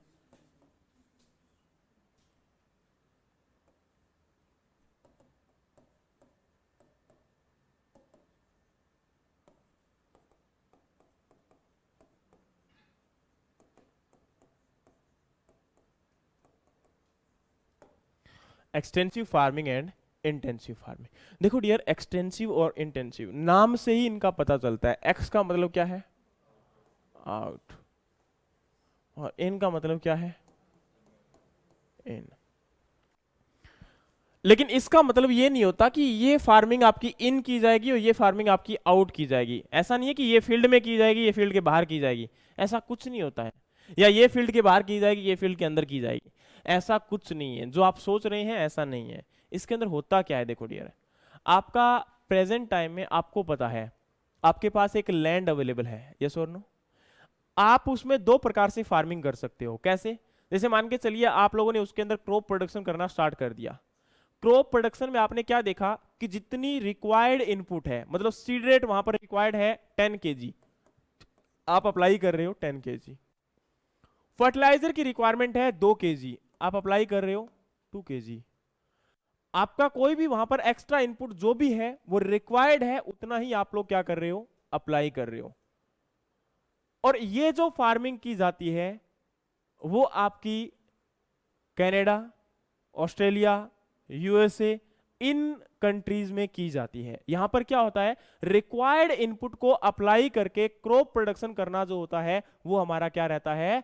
एक्सटेंसिव कल्टीवेशन रहता है, एक्सटेंसिव फार्मिंग रहता है। समझ में आया कि नहीं आया? देखो भाई, मैं पहले ही बोल रहा हूं, आप लोगों का क्लास से जाना, ऑनलाइन वालों को बोल रहा हूं, आपके हाथ में है। आप छोड़िए, आप रहिए, लगातार कंटिन्यू आ रहे हैं जा रहे हैं, है ना। जैसे किसी की शादी में बैठे हो, मतलब आगे चले गए, ठीक है। ये आपको मैं पहले ही बोल रहा हूँ, बाद में ना तो ये बोलोगे सर रिकॉर्डिंग दे दो, ना ये बोलोगे सर ये टॉपिक मेरा पूरा नहीं हुआ। भाई हम किसी के यहाँ पर नौकर नहीं है, सिंपल सी बात बोल रहा हूँ। अगर आपको पढ़ना है तो रेगुलरली क्लास में आना पड़ेगा, अगर नहीं पढ़ना है तो आप चाहे कहीं भी मत आइए, हमें कोई इश्यूज नहीं है, ठीक है। हमें एक ही फंडे से रिक्वायरमेंट है जो आपकी फीस बोलते हैं। इसके अलावा हमें किसी चीज़ से कोई रिक्वायरमेंट नहीं है। आप क्लास में आए, आप क्लास में नहीं आए, हम आपको डेली न्योता नहीं देंगे सर आप आइए, आपने अभी तक क्लास लगाई क्यों नहीं है, क्या दिक्कत होगी आपको। हमें आपकी खांसी जुकाम से कोई प्रॉब्लम नहीं है ना। आप क्लास में आएंगे तो आप क्लास लगाएंगे, अदरवाइज आप क्लास में नहीं लगाएंगे। हमने सभी लोगों को दो ऑप्शन इसलिए दिए हुए हैं ताकि अगर ऑनलाइन वाला अपनी क्लास लगाए तो घर बैठकर आराम से लगा सके। दूसरा, ऑफलाइन वाले के पास भी लिंक इसलिए जाता है ताकि अगर वो क्लास बाई चांस छूट जाए ऑफलाइन की, तो वो भी घर बैठकर या कहीं भी बैठा है तो वो क्लास को रेगुलर कैरी ऑन कर सके। लेकिन आपको पता होना चाहिए प्रेजेंट टाइम में रजिस्टर्ड स्टूडेंट कितने हैं? 58 हैं। किसके अंदर? ऑनलाइन के अंदर बात कर रहा हूँ। और देखना कितने हैं, आई थिंक सो 30 भी नहीं है, ठीक है। तो ये तो आपके हालात हैं, ठीक है। तो आपका 20 स्टेट स्टूडेंट अभी प्रेजेंट टाइम में, तो 28 और कहाँ 58, 30 स्टूडेंट अभी है भी नहीं। ये लोग क्या बोलेंगे, सर मेरी क्लास छूट गई थी, मेरा क्लास ये था। तो भाई मैं पहले ही बोल देता हूँ, हमारी जिम्मेदारी नहीं है। आपकी छुट्टी है, हमारी नहीं छुट्टी है। हमारी थी, हमने अपनी जान को पूरा लगा दिया है यहाँ पर। अगर यहाँ हम नहीं पढ़ा रहे हैं तो डेफिनेटली आपका क्वेश्चन बनता है कि सर आपने नहीं पढ़ाया ढंग से, हमने क्वेश्चन पूछते ही रह गए। क्या ऑनलाइन वालों के साथ कभी ऐसा हुआ कि आप लोगों ने क्वेश्चन पूछा और मैंने वीडियो बंद कर दी हो? है। ड्यूरिंग द क्लास आपको म्यूट रखा हो, चुपचाप रखा हो बंदर की तरह, और उसके बाद आपको म्यूट करके लास्ट में अनम्यूट करके क्लास को बंद कर दिया हो, कभी हुआ है ऐसा? भाई आपकी क्लास रेगुलर हो रही है तो आपको डेफिनेटली आपको टेंशन लेनी पड़ेगी सर, ठीक है। तो it's my humble request to online student, offline वाले तो नहीं बोलेंगे, 99% पता है, एक आधे बोलेंगे तो वो बोलते रह जाएंगे, हमें कोई इशू नहीं है, लेकिन ये इंपॉर्टेंट है कि आप लोग रेगुलर लगाइए क्लास। नेक्स्ट आपका देखो एक्सटेंसिव फार्मिंग में क्या होगा, एक लार्ज आपके एरिया के अंदर, जब भी हम इसको पढ़ते हैं तो कई बार हम एक वर्ड बोलते हैं कि एक्सटेंसिव फार्मिंग जब लार्ज एरिया में, अगर आप लोगों ने ग्रेजुएशन के टाइम पर अपने टीचर से पढ़ा होगा तो उन्होंने एक ही वर्ड बोला होगा कि लार्ज एरिया में जो फार्मिंग की जाती है वो आपकी एक्सटेंसिव फार्मिंग होती है, और आपकी जो स्मॉल एरिया में की जाती है वो इंटेंसिव फार्मिंग होती है। ऐसा नहीं होता है डियर, आपका सिंपल सी बात है, मान के चलिए मैं आपका फार्मिंग कर रहा हूं, मैं क्या कर रहा हूं, मेरे फील्ड के अंदर मेरे पास 2 एकड़ लैंड है, और मैं 2 एकड़ लैंड के अंदर मैं क्या कर रहा हूं, कॉटन को ग्रो करवा रहा हूं, राइस को ग्रो करवा रहा हूं, कुछ भी हो सकता है मेरे पास, और उस फील्ड के अंदर जितनी रिक्वायर्ड आपकी वहां पर चीजें हैं, मान के चलिए प्लांट पॉपुलेशन रिक्वायर्ड है 1 हेक्टेयर के अंदर 10, तो मैं 1 हेक्टेयर में 10 ही प्लांट लगाऊंगा आपके किसके, राइस के, वीट के, जो भी आपके रिक्वायर्ड है, एग्जांपल के तौर पे ले रहा हूं। तो मैंने अगर 10 वहां पर प्लांट लगा दिए तो उससे आपका प्रोडक्शन जितना रिक्वायर्ड प्रोडक्शन है, जितना रिक्वायर्ड इनपुट है, मान के चलिए मेरे फील्ड में रिक्वायर्ड है 2 किलोग्राम नाइट्रोजन की, मैं 2 ही किलोग्राम वहां पर अप्लाई कर रहा हूं, तो मेरा वो भी प्रोडक्शन कैसा होगा, एक्सटेंसिव कल्टीवेशन होगा। मतलब रिक्वायर्ड इनपुट के साथ प्रोडक्शन को मैक्सिमाइज करना और आपके रिसोर्स को यूटिलाइज करते हुए प्रोडक्शन करना, ये हमारा किस में जाता है, एक्सटेंसिव कल्टीवेशन में। इंटेंसिव कल्टीवेशन में क्या रहता है, आपका ऐसा कल्टीवेशन जिसके अंदर आप इनपुट, देखो आई एन से वर्ड याद रखना, इनपुट, इससे तुम्हें समझ में आ जाएगा। इसका मतलब क्या होता है कि आपके फील्ड में आप रिक्वायर्ड इनपुट से ज्यादा इनपुट अप्लाई करते हो, इसमें आपका मिक्स्ड फार्मिंग भी इंक्लूड रहेगा। इसके अंदर आपका जो है यहाँ पर डेफिनेटली आपकी मिक्स्ड फार्मिंग के साथ साथ अगर हम बात करें तो इसमें आपके जो फर्दर कोई और चीज भी अगर आप ऐड करना चाहते हो, फर्टिलाइजर, जैसे आपने देखा होगा इंडियन फार्मर क्या करते हैं, आपके 2 किलोग्राम फर्टिलाइजर की बजाय 3 किलोग्राम डाल देते हैं, 4 किलोग्राम डाल देते हैं, सोचते हैं कि प्रोडक्शन क्या हो जाएगा, इंक्रीज हो जाएगा। एक सिंगल टाइम के लिए प्रोडक्शन इंक्रीज भी हो जाता है, ऐसा नहीं है कि प्रोडक्शन इंक्रीज नहीं होता, एक पर्टिकुलर टाइम के लिए प्रोडक्शन इंक्रीज भी होता है, लेकिन वो आफ्टर ए टाइम क्या हो जाएगा, वो प्रोडक्शन डिक्रीज होना स्टार्ट हो जाएगा और वहां से उतनी आउटपुट नहीं मिल पाएगी।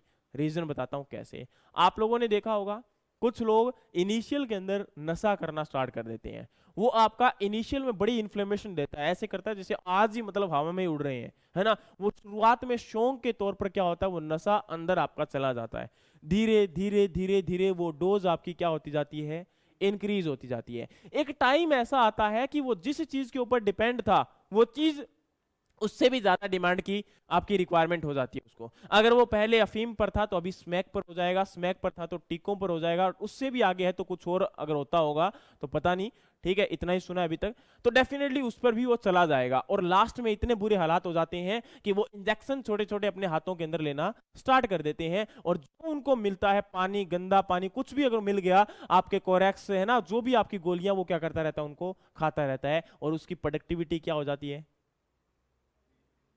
क्या वापस आना उसका इजी होगा, नो। डेफिनेटली कुछ लोग आ सकते हैं, नॉट ए बिग डील, जिनकी इनबिल्ट आपकी इम्यूनिटी स्ट्रॉन्ग होती है, उन लोगों को वापस भी लाया जाता है, but they will take a little bit long time, yes और नो, अप्रोक्सीमेटली 5 ईयर 7 ईयर, है ना। तो वो एक लंबा समय होता है उन्हें वापस लाने के लिए, लेकिन वो ये एक्टिविटी में इन्वॉल्व होने के लिए कितना टाइम लेते हैं, अप्रोक्सीमेटली 1 ईयर 2 ईयर, यस और नो। 6 महीने में भी कई बार काम खराब हो जाता है। तो ये आपका रहता है सेम सोइल के साथ, उसको आप आदत जो डाल रहे हो वो इनिशियल में उसके लिए नशा है, इनिशियल में उसके लिए एक आपका क्या है, इन्फ्लेमेशन का काम करेगा, इनिशियल में उसको एक बूस्ट अप देगा, लेकिन बाद में वो उसके लिए क्या बन जाता है, जहर बन जाता है, वो बाद में उतना प्रोडक्शन नहीं दे सकता। हो सकता है कुछ लोग कई बार क्या बोलते हैं कि अरे यार अफीम खा के मैं कहना आज तक पड़ा, इन्ना पड़ा गया, इन्ना पड़ा, पूछो ही ना, है ना, होता है ना, मतलब आज तक बट्टी करते, ठीक है, तो बट एक बार निकलते हैं, बाद में क्या निकलते हैं, फिर बंटी निकलते हैं, है ना। तो वो चीज है, तो ध्यान रखना इस चीज का कि यही सेम आपका सोइल के साथ होता है। सोइल के अंदर अगर आप अप्लाई करते हो तो वो इनिशियल में आपको बूस्टअप देगा, बाद में डिक्रीज कर देता है प्रोडक्शन, और ये आपका जो फार्मिंग रहता है जिसके अंदर इनपुट आपका हायर अप्लाई कर किया जाता है with respect to demanded, then that will be the known as intensive farming. समझ में आया कि नहीं आया? ठीक है। इसके बाद हमारा क्या रहेगा, इंटेंसिव हुआ, एक्सटेंसिव हुआ। अब आपके तीन मेजर फार्मिंग आते हैं। पहला, थर्ड के अंदर क्या आएगा, स्पेशलाइज्ड फार्मिंग। ये काफी इंपॉर्टेंट है, जहां से एग्जाम में क्वेश्चंस भी आते हैं। ये इनकी डेफिनेशन से क्वेश्चंस आते हैं। ये वो पार्ट है जहां पर डेफिनेशन आपके क्वेश्चन पूछ लिए जाते हैं। ठीक है, ये वो पार्ट है जहां पर एसेशन और रीजनिंग से क्वेश्चन आ जाते हैं। और आपको बता दूं कि एडीओ वही एग्जाम होता है जिसके अंदर एसेशन और रीजनिंग पूछने में उनको शर्म नहीं आती है। ये एएफओ नहीं है कि हाँ भाई एग्जैक्ट ही पूछेगा आपका एक स्टैटिक पोर्शन को। ये क्या है आपका, एग्रीकल्चर डेवलपमेंट ऑफिसर। डेफिनेटली आपको एक जगह का, एक लोकेलिटी का आपको हेड क्रिएट किया जा रहा है, आपके हाथ में पावर्स होंगी। तो ऐसे तो है नहीं कि आपको जाते ही ठीक है अभी ये लो, कोई दिक्कत नहीं, बता दिया भाई साहब आपने निमरा सुंदा पढ़ के आए थे, बहुत बढ़िया हो गया, है ना। ऐसा नहीं करने वाले, वो आपको बहुत कुछ, ठीक है। डेफिनेटली अगर पेपर ढंग से बनाया गया तो आपका पर्टिकुलर पेपर यहां से भी आ सकता है, नॉट ए बिग डील। ठीक है, तो इसमें क्या रहेगा आपका, स्पेशलाइज फार्मिंग। सेकंड आपका रहेगा, नहीं नहीं नहीं, special diversified farming.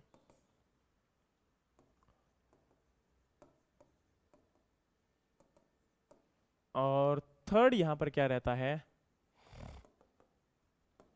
Mixed farming. देखो डियर, एक्चुअल में तो ये जो फार्मिंग होती है ये स्पेशलाइज्ड क्रॉपिंग से वर्ड लिया गया है। ये भी आपका क्रॉपिंग से वर्ड लिया गया है। ठीक है, आज भी जब टर्मिनोलॉजी आप पढ़ते हो एग्रीकल्चर की बुक्स, उनमें आपको क्रॉपिंग वर्ड लिखा हुआ मिल जाएगा, स्पेशलाइज्ड फार्मिंग लिखा हुआ बहुत रेयर मिलता है। ठीक है, क्यों, क्योंकि आईसीआर की बुक्स के अंदर भी, आईसीआर के जो साइंटिस्ट है उन्होंने भी स्पेशली अभी मेंशन किसको किया हुआ है, क्रॉपिंग को। बाकी सारी चीजें कहीं ना कहीं किस में इन्वॉल्व कर दी, मिक्स्ड फार्मिंग में इन्वॉल्व कर दी। बताते हैं कैसे। देखो डियर, क्या होता है स्पेशलाइज्ड क्रॉपिंग का मतलब क्या है, पहले क्रॉपिंग का वर्ड समझते हैं फिर फार्मिंग में आता हूं मैं। मान के चलिए आप लोगों ने किसी भी एक पर्टिकुलर क्रॉप के प्रोडक्शन को स्टार्ट कर दिया, जैसे कि राइस, वीट, मेज, है ना। उस क्रॉप को आप लगातार कंटिन्यू पिछले 10 साल से 15 साल से ग्रो करवाते आ रहे हो। आप छोड़ दो, आपके पापा ग्रो करवाते आ रहे हैं। वो फार्मर जो भी अडोप्ट उसको किए हुए हैं, क्या जल्दी से उस क्रॉप को छोड़ देगा? ऐसा क्यों होगा?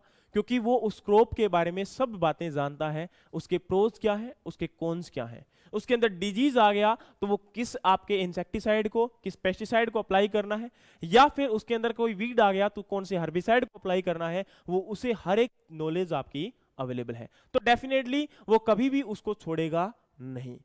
तो वो आपका क्या करता है, क्या मेजर पोर्शन, मान के चलिए उसके पास क्या है, 10 एकड़ है, तो 10 एकड़ में से कितने एरिया में वो क्रॉप को ग्रो करवाएगा जिसमें वो स्पेशलाइज्ड है? 99% है 10 के 10 के अंदर। और डेफिनेट चांस रहेगा वो 6 से ज्यादा में ग्रो करवाएगा किसको, उस क्रॉप को। यस और नो?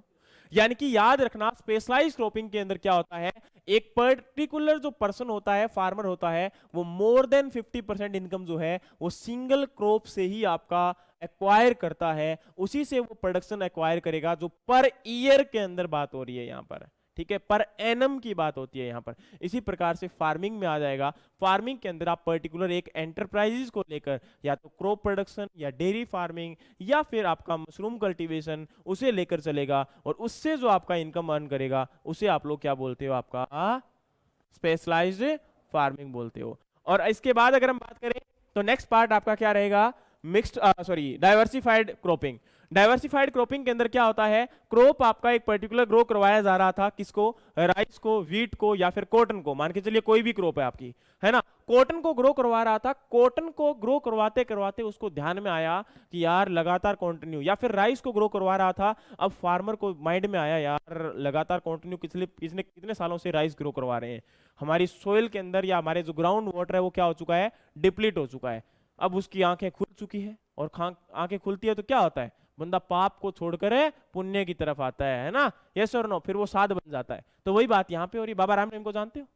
चलिए वापस आते हैं। तो यहाँ पर क्या हुआ कि आपका पर्टिकुलर टाइम में आपका क्रॉप वो किसको छोड़कर, कॉटन को छोड़कर, आपका राइस को छोड़कर, वो क्या करेगा, पल्सेस, ऑयल सीड, इनको भी क्या कर सकता है, एडॉप्ट कर सकता है। ऐसा नहीं है कि वो एक दिन में कॉटन को छोड़ देगा, नो। इसके अंदर क्या रहेगा कि वो कॉटन को भी ग्रो करवाएगा, बट अब जो आपके पास 10 हेक्टेयर एरिया था उसमें वो 50 से नीचे चला जाएगा। तो याद रखना, जब वो एक पर्टिकुलर फार्मिंग से लेस देन 50% इनकम अर्न करता है क्रॉप से, तो वो हमारा क्या होता है, डाइवर्सिफाइड क्रॉपिंग के अंदर आता है। समझ में आया कि नहीं आया? या फिर अगर हम बात करें तो एंटरप्राइजेस की बात कर लेंगे, फार्मिंग की बात कर लेंगे तो एंटरप्राइजेस वर्ड आ जाएगा। देखो, फार्मिंग का मतलब होता है फार्मिंग का कोई भी ऑपरेशन, क्रॉपिंग का मतलब होता है क्रॉप प्रोडक्शन। समझ में आया मैंने क्या बोला? क्रॉपिंग में आप ये नहीं बोल दोगे कि वहां पर डेयरी भी आ जाएगा, आपका स्टॉक फार्मिंग आ जाएगा, मशरूम कल्टीवेशन आ जाएगा। यहां पर क्रॉपिंग में आपका केवल क्या रहेगा, क्रॉप रहेगा। और फार्मिंग में क्या रहेगा, क्रॉप के साथ साथ बाकी एंटरप्राइजेस भी आपके जो एग्रीकल्चर के साथ एलाइड एक्टिविटीज हैं वो भी इसमें क्या हो जाएंगी, इंक्लूड हो जाएंगी। समझ में आया या नहीं आया? पक्का? चलूं आगे। तो अब यहां पर आपका नेक्स्ट आ गया मिक्स्ड फार्मिंग। इसमें क्या होता है, कुछ भी नहीं, जो भी हमारी एग्रीकल्चर और एग्रीकल्चर की एलाइड एक्टिविटीज है, मैंने दोबारा बोला यहां पर एग्रीकल्चर और एग्रीकल्चर की एलाइड एक्टिविटीज हैं, वो इसमें क्या कर दी जाएंगी, इंक्लूड कर दी जाएंगी। समझ में आ गया यहां पर? यस और नो? तो उन सभी से क्या होगा, एट लास्ट आपका जो यहां पर जैसे लाइव स्टॉक प्रोडक्शन की बात कर रहा हूं, तो आपने एक्चुअल में जो मिक्स्ड फार्मिंग होता है वो इसी से लिया जाता है। इसके अंदर ये जो वर्ड ऐड किया गया था शुरुआत में, तो ये कहीं ना कहीं लाइव स्टॉक को लेकर ही किया गया था। और इसमें बोला जाता है कि इसके लिए जो फूड और फोडर होगा वो क्रॉप से ले लिया जाएगा। यस और नो? और यहां पर हर एक एंटरप्राइजेस जो क्रॉप प्रोडक्शन है, डेयरी फार्मिंग है, हर एक एंटरप्राइज से मिनिमम आपका 10% इनकम अर्न किया जाएगा। मिनिमम कितना आपका, 10% इनकम को अर्न किया ही जाएगा, तभी हम उसको क्या बोलेंगे, मिक्स्ड फार्मिंग बोलेंगे। ऐसा नहीं हो सकता कि आप लोगों ने जैसे मान के चलिए लाइव स्टॉक प्रोडक्शन किया हुआ है और जो है एक साइड के अंदर खाने के लिए आपका छोटा सा जो है क्रॉप को ग्रो करवाया हुआ है, वीट को ग्रो करवा दिया, जो आपके घर के लिए ही काम हो रहा है, उससे काम नहीं चलेगा। मिनिमम 10% इनकम वहां से अर्न होनी चाहिए, तभी वो क्या रहेगा, आपका मिक्स्ड फार्मिंग का पार्ट रहेगा, अदरवाइज वो मिक्स्ड फार्मिंग का पार्ट नहीं रहेगा। डाइवर्सिफिकेशन का मतलब अलग था। डाइवर्सिफिकेशन का मतलब ये था कि आपने एंटरप्राइजेस को अडॉप्ट किया हुआ है, लेकिन आपकी इनकम जो है वो कंप्लीटली डाइवर्सिफाइड है। इसके अंदर आप कभी भी सिंगल एंटरप्राइजेस को फोकस कर सकते हो, 90% भी कर सकते हो, लेकिन दूसरी फार्मिंग क्या रहेगी, 10% रहेगी। समझ में आ गया मैंने क्या बोला? लेकिन वहां आप कभी भी सिंगल एंटरप्राइजेस को 90% नहीं कर पाओगे, हमेशा लेस देन क्या रखोगे, 50% रखोगे। समझ में आ गया? तो दोनों का कॉन्सेप्ट अलग है, दोनों को कंफ्यूज मत कर देना। कई बार दो है हम लोग कंफ्यूज कर लेते हैं, तो वो हमारी गलती है, कभी भी दूसरे की गलती नहीं रहेगी। समझ में आया मैंने क्या बोला? तो एग्जाम के अंदर डेफिनेशन कैसे आ रही है उसको एक बार देख लेना, डेफिनेटली आपको हेल्प मिलेगी यहां से। समझ में आ गया? उसके बाद आपका कॉन्सेप्ट जो है वो स्टार्ट होता है, आपका सिक्स्थ फार्मिंग का टाइप है ड्राई फार्मिंग। ड्राई फार्मिंग में एक्चुअल में 3 फार्मिंग टाइप आते हैं। वैसे हम dry farming, dry land farming और रेन फेड फार्मिंग, इसमें आपका लेस देन 750 रेनफॉल, ये हमारा 750 से 1150 रेनफॉल, और ये हमारा मोर देन 1150 रेनफॉल। क्या बोला? इसमें आपका वो एरिया होता है जहां पर आपका लेस देन 750 रेनफॉल रहेगा, और इसमें आपका 750 से 1150 रेनफॉल रहेगा, और यहाँ पर आपका मोर देन 1150 रेनफॉल रहेगा। अभी मैं इसके बारे में अभी डिस्कशन नहीं करूंगा, क्योंकि फिर इसके अंदर क्या होगा, ड्राई फार्मिंग की जब हम बात करते हैं, ड्राईलैंड फार्मिंग की जब बात करते हैं, तो इसमें काफी कुछ चला जाता है। कैसे? ये पूरा का पूरा टॉपिक है आपका, एक प्रकार से एक टॉपिक है जिसको हम एक क्लास पूरी ले लेते हैं जिसको समझाने के लिए, ठीक है? जिसके अंदर क्या रहता है, आपका एंटी ट्रांसपेरेंट भी आ जाएंगे, मल्चिंग भी आ जाएगी, मल्चिंग किस चीज को यूज करते हैं वो भी आ जाएगा। इसके अंदर आपका टेम्परेचर को या फिर सॉरी इवेपोर ट्रांसपिरेशन हो रहा है उसको रोकने के लिए जो एंटी ट्रांसपेरेंट यूज करते हैं उनके टाइप क्या है, आपके शेल्टर क्या है, आपके यहाँ पर जो विंड ब्रेक्स लगाए जाते हैं वो क्या है, इन सभी को हम क्या करते हैं, इसमें स्टडी करते हैं। तो एक बार के लिए इसको स्थगित करता हूं, लेकिन इतनी बात आपको याद होनी चाहिए। समझ में आ गया? नेक्स्ट आपका यहां पर क्या आता है, कैपिटलिस्टिक फार्मिंग। भाई समझ में आ रहा है ऑनलाइन वालों? दो चार को ही आ रहा है, सभी को ही आ रहा है? ये जो कुछ लोग सुनसान होकर बैठे हैं अपनी गलियों में,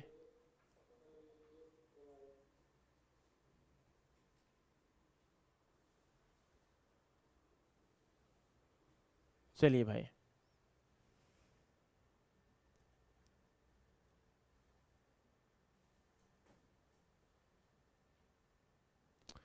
तो यहां पर क्या होगा, कैपिटलिस्टिक फार्मिंग। कैपिटलिस्टिक फार्मिंग का मतलब क्या होता है, यहां पर एक सिंगल कैपिटलिस्ट आ जाता है, जैसे अंबानी, अडानी, अदानी, ये क्या है, अंबानी अडानी क्या है, आपके बिजनेसमैन है। डेफिनेटली इनके पास क्या होगा, अपना खुद का लैंड भी तो हो सकता है, और लैंड इनके पास कितना होगा, हो सकता है गरीब आदमी हो, किसी के पास 1 एकड़ होगा, किसी के पास 2 एकड़ होगा, यस और नो, है ना। तो इनके पास क्या होता है, मिनिमम 500 एकड़, 1000 एकड़, 1000 हेक्टेयर, 5000 आपका एकड़। तो इस प्रकार से इनके पास क्या होता है, लैंड होता है। क्या ये लोग खुद कभी फील्ड में आएंगे, किसको बुलाएंगे, हमारे जैसे, भाई डेफिनेटली हम जैसे ही होंगे, वहां पर लेबर भी हमारे जैसी होती है ना। क्यों, क्योंकि उन लोगों के फील्ड में काम कैसे होता है, मशीन से होता है ना। वो मैकेनाइजेशन को फॉलो करेंगे। आज प्रेजेंट टाइम में अगर ऑस्ट्रेलिया में फार्मिंग कर रहे हैं तो, या फिर आपका यूएसए में फार्मिंग कर रहे हैं, तो बड़े बड़े आपके कहीं ना कहीं पीएचडी होल्डर भी फार्मिंग कर रहे हैं। क्यों, क्योंकि उनके पास जो मशीनरी या जो इक्विपमेंट है उनको चलाने के लिए उनकी रिक्वायरमेंट होगी। वो ऐसे नहीं कि मतलब नींद में चल जाएंगे, है ना। उनको डेफिनेटली चलाने के लिए क्या है, एक हायर स्टडी के साथ साथ हायर स्किल्स की भी रिक्वायरमेंट है, और हायर स्किल्स की जब रिक्वायरमेंट है तो डेफिनेटली हमें क्या करना पड़ेगा, इसको फॉलो करना पड़ेगा। किसको, हमें स्किल्स आपकी होनी चाहिए, और उन्हीं स्किल्ड लेबर को ये क्या करते हैं, ऑर्गेनाइज तरीके से, आपकी सिस्टमेटिक तरीके से क्या करते हैं, फॉलो अप करते हैं। उनके अंदर फील्ड के अंदर मैनेजर वगैरह प्रॉपर आपका, है ना, सुपरवाइजर वगैरह आपके जो है रीजनल मैनेजर, है ना, इस प्रकार से क्या रहेंगे, सुपरवाइज प्रॉपर आपके हायरार्की सिस्टम रहेगा, और उन्हीं को फॉलो अप करते हुए फार्मिंग करेंगे। अगर अकेला आपका अंबानी फार्मिंग कर रहा है तो वो आपका क्या है, कैपिटलिस्टिक फार्मिंग है। लेकिन उसने अगर क्या मिला लिया, किसी दूसरे को, ठीक है, दूसरे गरीब आदमी को मिला लिया, तो वो क्या हो जाएगा, कॉर्पोरेट फार्मिंग आ जाएगा। ठीक है, जैसे उसने अंबानी ने अडानी को मिला लिया, बोला भाई ये काम कर, मेरे पास पैसे कम है, 5000 हेक्टेयर ले रहा हूँ, 4000 के तो हैं, 1000 के तू दे दे, समझ में आ गया। तो वो वहां पर क्या हो जाएगा, आपका कैपिटलिस्टिक फार्मिंग, समझ में आ गया, सॉरी कॉर्पोरेट फार्मिंग। सिंगल का क्या था, कैपिटलिस्टिक, और अगर डबल का हो जाएगा तो क्या आ जाएगा, कॉर्पोरेट। चलिए भाई, ये तो था कॉर्पोरेट। अब आपका आ जाता है क्या, कोऑपरेटिव फार्मिंग। ये आपका काफी इंपॉर्टेंट है क्योंकि इसमें से क्वेश्चंस कई बार आ चुके हैं। ठीक है, कोऑपरेटिव, देखो डियर, कोऑपरेट करना, कोऑपरेट का मतलब क्या होता है, को का मतलब होता है साथ में मिलकर, कहीं ना कहीं को मतलब सेम होता है ना। तो हम क्या करेंगे, ऑपरेट करना, ऑपरेट करना मतलब कोई चीज, किसी चीज को ऑपरेट किया जा रहा है, यस और नो, मतलब मिलके हम किसी चीज को क्या करेंगे, ऑपरेट करेंगे, समझ में आया।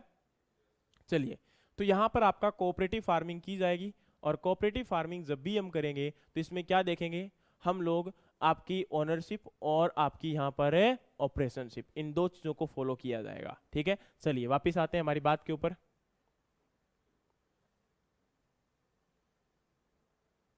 अरे क्या हो गया इसको,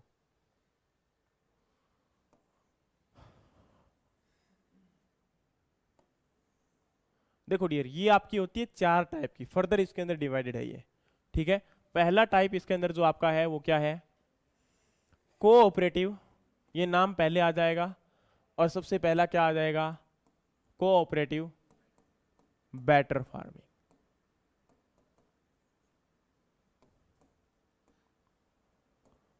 दूसरा हमारा क्या आ जाएगा, कोऑपरेटिव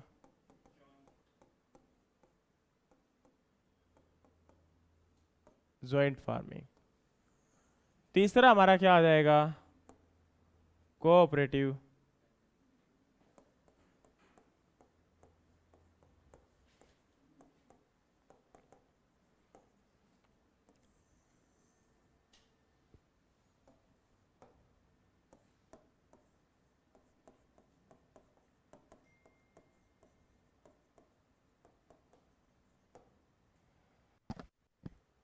देखो भाई, जब कोऑपरेटिव की बात करेंगे तो उसमें बेटर फार्मिंग वर्ड आया, काम करना है मिलकर, वो भी बेटर, कैसे पॉसिबल हो पाएगा भाई। देखो मिलके काम करना है, और वो भी काम कैसा करना है, बेटर करना है। पॉसिबल है? कैसे पॉसिबल है बताओ जरा। जब भी हम कोऑपरेटिव फार्मिंग करेंगे, दो पर्सन मिलेंगे और दोनों की अगर सोच ना मिली तो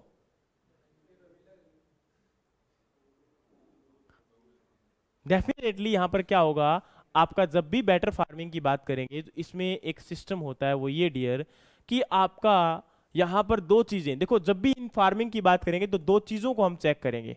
एक इसके अंदर चेक करेंगे क्या, ऑनरशिप, और एक काम क्या करेंगे, ऑपरेशन शिप। देखो ओनरशिप को लेके मान के चलिए मेरे पास मेरा लैंड है और किसी और पर्सन के पास उसका लैंड है। एक बात बताइएगा, जब ऐसा होगा कि एक फार्मर के पास और दूसरे फार्मर के पास अपना अपना लैंड है, तब लड़ाई होने के चांसेस ज्यादा हैं या अपना अपना लैंड ना होने पे लड़ाई होने के चांसेस ज्यादा हैं? तो इसके लिए हम क्या करेंगे, जो ओनरशिप है उसे हम इंडिविजुअल कर देते हैं। कर दे भाई, कर दे कि नहीं कर दे? क्योंकि आप लोगों ने बोला है ना कि बेटर कब रहेगा, जब दोनों की अपनी अपनी अलग अलग क्या होगी, ओनरशिप होगी। अच्छा, उसमें खेत में अगर काम कर रहे हैं किसी के फील्ड में, तो भाई अपना अपना करेंगे तब बेटर रहेंगे कि मतलब किसी दूसरे के फील्ड में जाके काम करेंगे तब बेटर रहेंगे? तो भाई हमने इसको भी क्या कर दिया, अब बातें आपकी मान रहा हूं, तो फिर ये कोऑपरेटिव कैसे हुआ?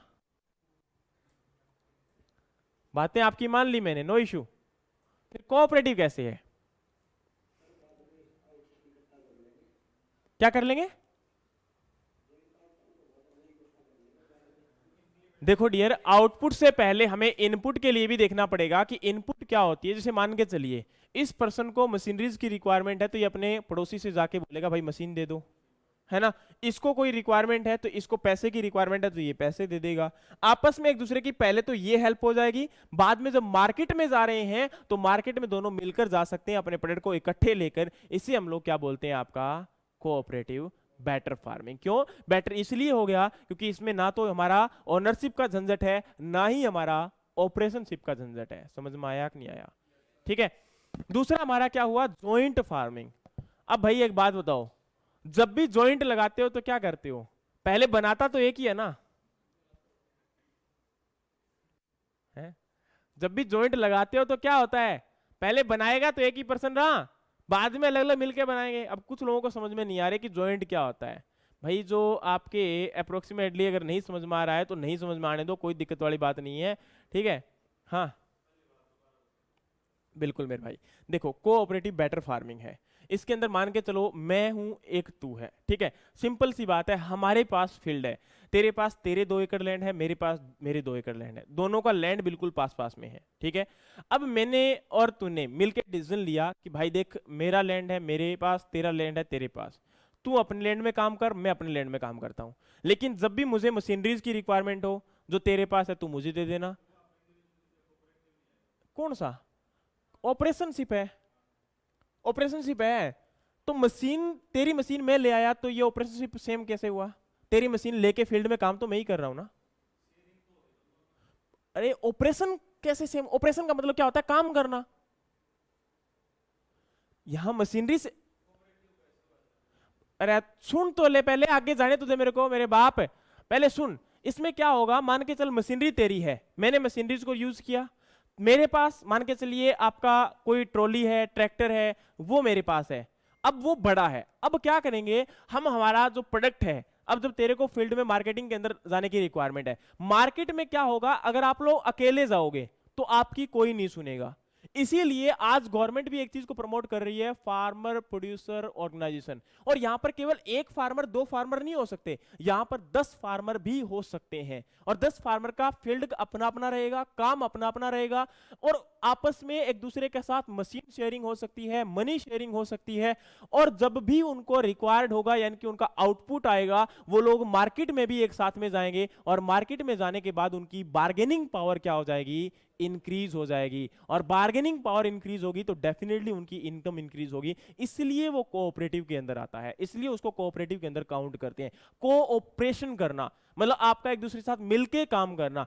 ठीक है, काम यहां पर फील्ड में अकेले किया, यहां पर आपका जो है बिल्कुल अकेले उनका लैंड था, लेकिन उनके जो मार्केटिंग स्ट्रेटजी है, उनकी आपस में जो प्रोडक्ट की शेयरिंग है वो आपकी हो सकती है। तुझे सीड की रिक्वायरमेंट है, मुझे इंप्लीमेंट की रिक्वायरमेंट है, हम दोनों आपस में शेयर कर सकते हैं। मुझे किसी राय की रिक्वायरमेंट है, तू राय दे सकता है कि भाई ऐसे कर, इस फील्ड के अंदर ये क्रॉप मत ग्रो करवा, अगली कोई क्रॉप ग्रो करवा दे। हो सकता है तेरे पास किसी पर्टिकुलर एक क्रॉप के बारे में नॉलेज ज्यादा है, मुझे कोई दूसरी क्रॉप के बारे में नॉलेज ज्यादा है, तो मैं तुझे नॉलेज शेयरिंग कर सकता हूं।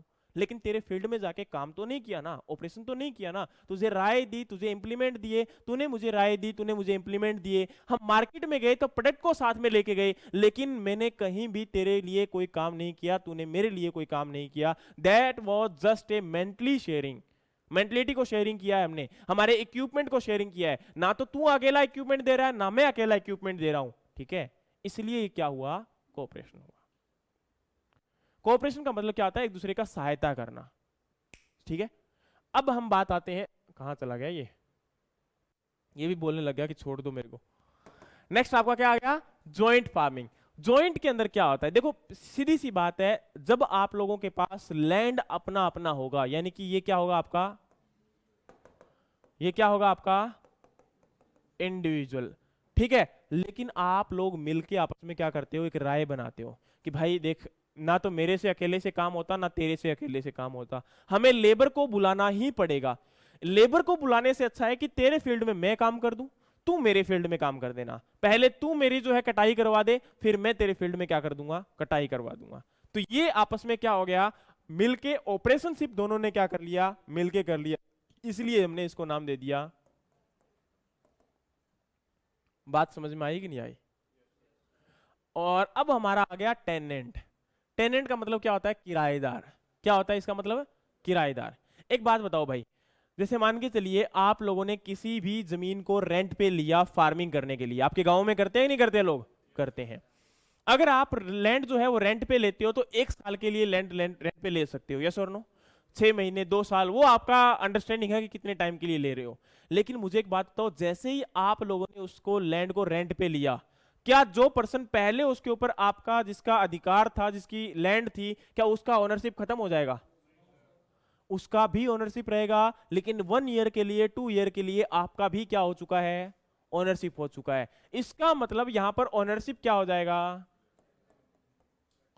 कलेक्टिव। क्यों, क्योंकि टेनेंट है। अब ये मत बोल लेना सर वो किसी को ना दे तो भाई वो टेनेंट कैसा हुआ, समझ में आ गया, ये ध्यान कर लेना कोई बोलने से पहले। तो कलेक्टिव हो गया। अच्छा, उसके ऊपर क्या, जिस फील्ड के ऊपर जिसका आपका ओनरशिप है, क्या वो उसमें काम करने जाएगा, डेफिनेटली। उसने आपको लैंड रेंट पे दे दिया तो डेफिनेटली वो वहां पर आपके लिए काम करने नहीं जाएगा, और काम करने नहीं जाएगा तो वहां पर आपका काम कौन करेगा, इंडिविजुअल। बताओ समझ में आई कि नहीं आई। लेकिन उसने कोऑपरेशन कैसा किया कि उसने अपना लैंड जो था वो उसको प्रोवाइड करवा दिया, समझ में आ गया। ये भी तो कोऑपरेशन ही होता है, चलो पैसे लेके किया, लेकिन डेफिनेटली वो क्या है, एक प्रकार का कोऑपरेशन। नेक्स्ट हम बात कर रहे हैं तो आपका यहां पर क्या आ जाएगा, कलेक्टिव आ जाएगा, ठीक है। कोऑपरेटिव कलेक्टिव फार्मिंग में क्या होगा, ये भी कलेक्टिव रहेगा और ये भी क्या रहेगा, कलेक्टिव रहेगा। मतलब लैंड भी आपका यहां पर क्या हो सकता है, आपका शेयरिंग किया जा सकता है, और आपके जो ऑपरेशन होंगे वो भी क्या किए जाएंगे, शेयरिंग किए जाएंगे।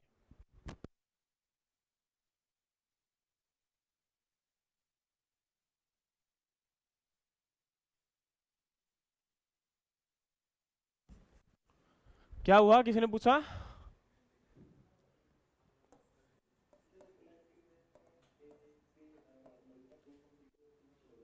साहिल आपकी आवाज है ना प्रॉपर। हाँ बोलो भाई, प्रॉब्लम पहले, एक सेकंड, क्या हुआ। हाँ बोल मेरे भाई, क्या बोल रहा था।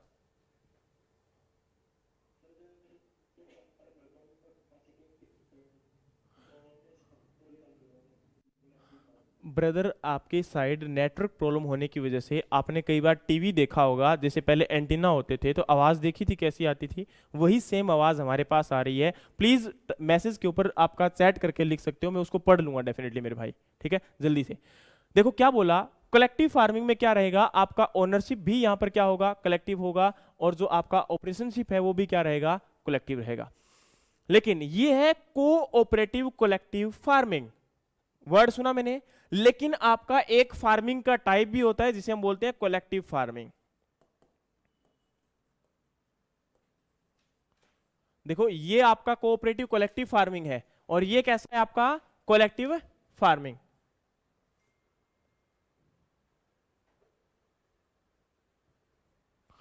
ये आपका कैसा है कलेक्टिव फार्मिंग। ये फार्मिंग का अगला टाइप है, लेकिन अभी तक हमारे पास क्या था कलेक्टिव, जैसे दो फार्मर साथ में पॉली हाउस लगा ले। हाँ भाई देखो पॉली हाउस लगा लो, आप चाहे कुछ भी कर लो, वो तो आपकी प्रॉब्लम है ना कि आपने फार्मिंग में क्या ऑपरेशन करना है। डेफिनेटली अगर आप वहां पर फार्मिंग कर रहे हैं, कोई भी ऑपरेशन कर रहे हैं, वो आपकी मर्जी है। एक सिंगल फार्मर कुछ भी सॉरी दूसरा फार्मर अगर मिलके आप कुछ भी कर रहे हैं, चाहे पॉली हाउस फार्मिंग करिए, चाहे क्रॉप प्रोडक्शन करिए, चाहे आप डेयरी प्रोडक्शन करिए, वो आपकी मर्जी है।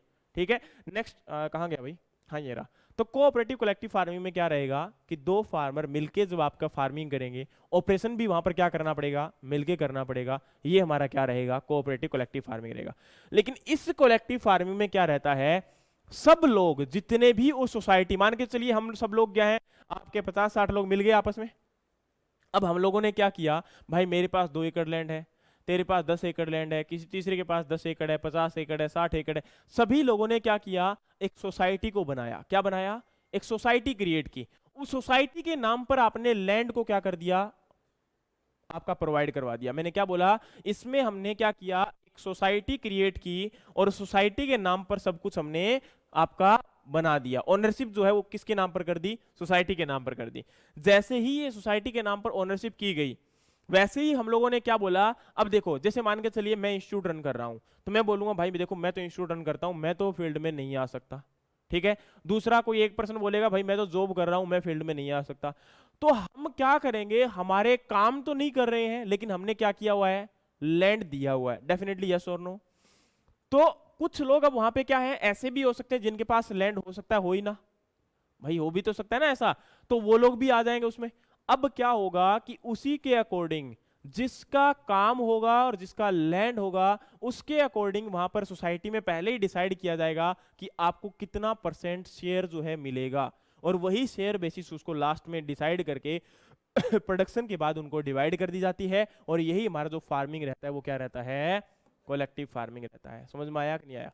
अब समझ में आया कि कोऑपरेटिव कलेक्टिव फार्मिंग क्या होगा और कलेक्टिव फार्मिंग क्या होगा। इसमें सोसाइटी के नाम पर देने के बाद हो सकता है उसमें आप काम करें या ना करें, लेकिन इसमें क्या होता है, आपका फार्मिंग के अंदर ओनरशिप भी रहता है, और आप लोग क्या करते हो इसमें आपका, लेकिन इसमें ओनरशिप किसकी रहती है, सोसाइटी की रहती है। इसमें ओनरशिप किसकी रहती है, सोसाइटी की रहती है, इसमें फार्मर की नहीं रहती। और कल को अगर कोई पर्सन यहां से आपका लैंड को निकालना भी चाहे, तो वो भी उसके साथ फैसिलिटी रहती है कि वो कभी भी उसको लैंड को निकाल सकता है, वापिस जा सकता है, अकेला जा सकता है। समझ में आया कि नहीं आया?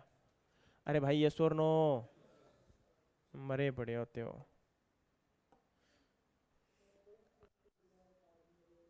क्या बोला महकदीप?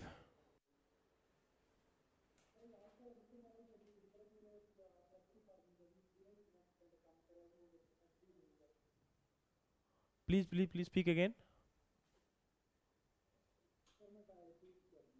बेटर रहेगा। देखो अगला हमारा क्या है यहाँ पर, देखो अभी तक क्या हुए थे हमारे, कितने हो गए, देखो सबसे पहले था एक्सटेंसिव फार्मिंग, दूसरा था इंटेंसिव फार्मिंग, तीसरा हमारे पास क्या था, स्पेशलाइज फार्मिंग, चौथा हमारा क्या था, diversified farming, fifth mixed farming, dry farming, capitalistic farming, corporate farming, cooperative farming, collective farming. और अब हमारे दो बचे हैं, एक आपका स्टेट फार्मिंग और एक हमारा पीजेंट फार्मिंग। इसमें क्या होता है, लैंड अगर गवर्नमेंट का हो और गवर्नमेंट उस पर फार्मिंग करवाए या करे, तो वो हमारा क्या हो जाएगा, स्टेट फार्मिंग। बस सिंपल सी बात है। और ये आज ये मच्छर आए पड़े ना, इसलिए स्क्रीन ऊपर नीचे हो रही है। तो यहां पर क्या है आपका next, peasant farming. Peasant farming में क्या होता है कि आपका जब फैमिली फार्मिंग, इसको हम दूसरा नाम क्या बोलते हैं, और याद रखना एक मिनट भूल गया, जो ये कलेक्टिव फार्मिंग है उसका दूसरा नाम होता है खोल खोज फार्मिंग। खोल खोज, KHOL, खोल खोज फार्मिंग। तो पूछ लेते होते हैं,